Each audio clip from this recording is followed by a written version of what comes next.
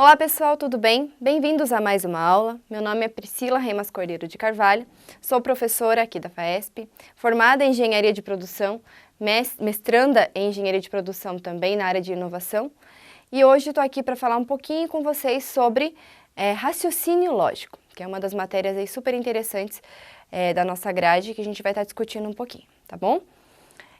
Do que se trata o raciocínio lógico, né? Primeiramente, o raciocínio lógico ele é usado na nossa ementa, vai se tratar de ser utilizado para a resolução de problemas, tanto da parte matemática, né, a parte do raciocínio, desenvolvimento, raciocínio lógico, a parte histórica, de onde veio, como se desenvolveu para chegar no ponto em que nós usamos o nosso raciocínio lógico hoje, a utilização de frações, razões, proporções, de que forma que o nosso pensamento se comporta e de que forma que nós podemos administrar o nosso pensamento para fazer com que o nosso raciocínio lógico direcione aí no caminho que nós queremos seguir, seja pela área do raciocínio lógico filosófico ou matemático, certo?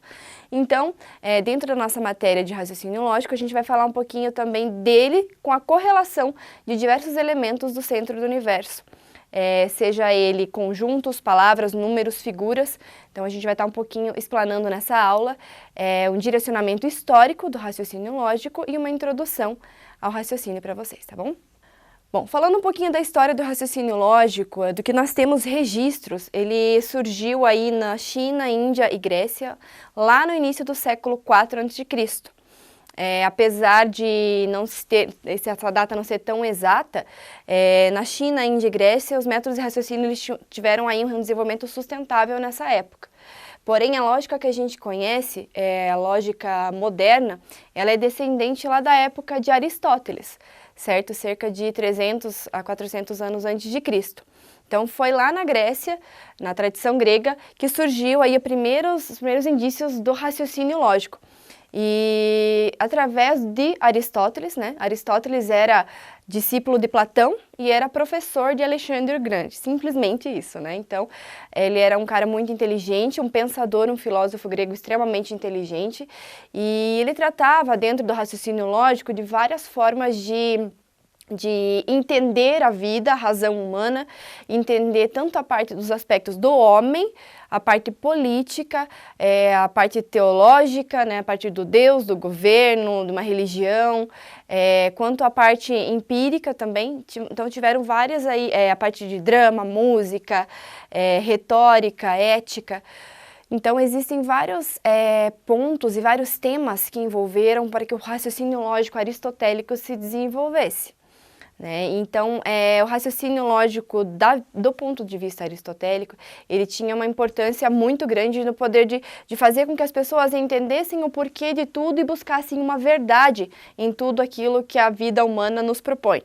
E de que forma buscar essa verdade, né? Tendo parâmetros, tendo direcionamentos, colocando regras no jogo para saber o que é de fato a verdade, como raciocinar, como entender, o que é a ética, o que é a teologia, de que forma eu posso debater para que as pessoas entendam a busca minha, a minha direcionamento em busca da verdade. Então, Aristóteles tinha essa forma de conversar com as pessoas e tentar entender, tentar posicionar. E por ser uma pessoa tão influente e tão inteligente e sábia, quando ele era discípulo de Platão, ele era a pessoa mais determinada ali a ser, quando Platão falecesse, ser o sucessor dele na escola de Platão.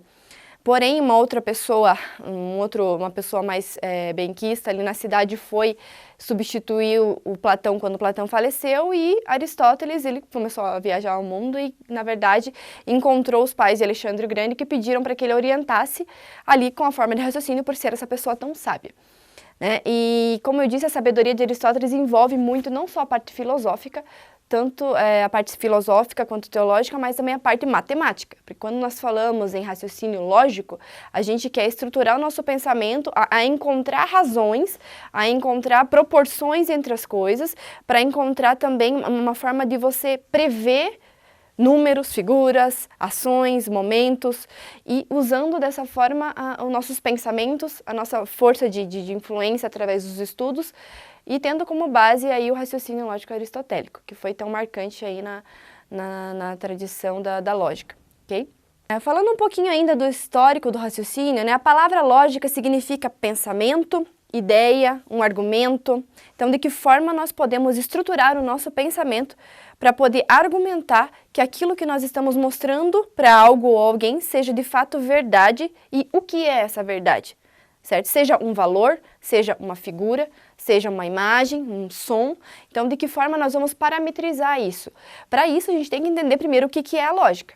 Então, a lógica ela é o pensamento, uma ideia que um ser humano tem, algo que faça que o seu cérebro se ative e busque uma forma de entender o porquê daquilo que se busca, certo?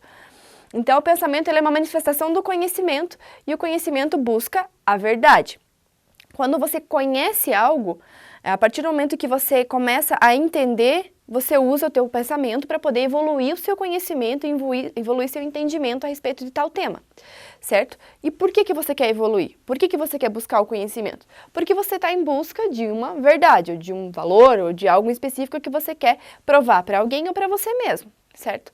Então, é preciso estabelecer algumas regras para que isso funcione, para que você entenda o que é a verdade que você está buscando, de que forma você vai impulsionar o seu pensamento e seu raciocínio para seguir uma determinada linha de raciocínio. Então, quando a gente fala, segue minha linha de raciocínio, entende-se, né? Vem pensar comigo da forma que eu estou pensando. Tá, mas de que forma você está pensando? Por que você está pensando assim? Baseado em quê? Com qual objetivo?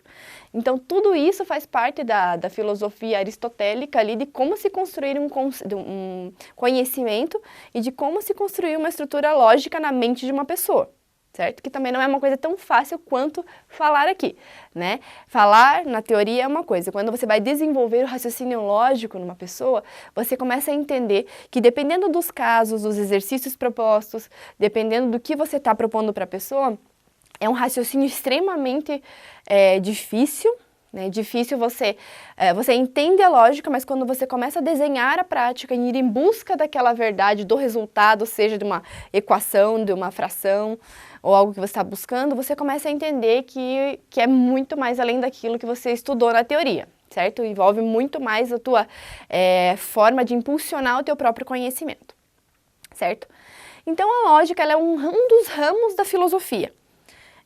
A gente fala em lógica, a primeira palavra que vem em mente é exatas, matemática, né? E por último, lá no final você associa a filosofia. Mas muito pelo contrário, né? A palavra filosofia já significa amor à sabedoria. E quando você começa a ter amor à sabedoria, querer entender, querer saber de algo, você já está usando seu raciocínio lógico de alguma forma. E quando você busca pretextos, quando você busca provas ou busca caminhos para se chegar num determinado conhecimento, já é uma estrutura do teu raciocínio lógico. E assim, aos poucos, iniciando pela filosofia e terminando nas exatas, né, e muitas vezes trabalhando em paralelo, você consegue chegar a um embasamento forte para o teu raciocínio lógico, certo? Então, a lógica é um dos ramos, uma das vertentes da filosofia, e ela cuida das regras do bem pensar, do pensar correto, sendo, portanto, um instrumento do pensamento, certo? Não é apenas uma matéria ou é a filosofia em si, ela é um dos braços e é uma linha de pensamento, um instrumento usado no ato de pensar. Continuando ainda na parte histórica, ali, a aprendizagem da lógica ela não constitui um fim em si, como eu disse, ela só tem sentido enquanto meio de garantir que o nosso pensamento proceda de uma forma correta. Ela é como se fosse um caminho a ser percorrido para que o nosso raciocínio tenha sentido. De que forma você vai comprovar para as pessoas que o que você está falando faz sentido? Então, você tem que ter um certo embasamento, você tem que ter determinadas regras que você segue para que o teu raciocínio tenha, de fato, sentido e você consiga convencer as pessoas de que você está correto na sua verdade, certo? E não é tão simples assim, né? Então, nós temos que encontrar pontos-chave, nós temos que encontrar a regra do jogo para poder daí associar a regra do jogo ao que nós estamos tentando obter como verdade e aí sim seguir a linha de raciocínio para ver se aquilo de fato é real, verdadeiro ou não. Então, a gente pode dizer que a lógica, ela trata dos argumentos, ou seja, que forma a gente vai fazer para ter essa argumentação, para ter o embasamento forte, para ter raízes fortes naquilo que você está querendo provar. Um exemplo clássico, que se você for analisar, é na área do direito. Quando você vai fazer uma defesa, você não pode simplesmente chegar num tribunal e falar, não, eu defendo essa pessoa porque eu acho que ela está correta.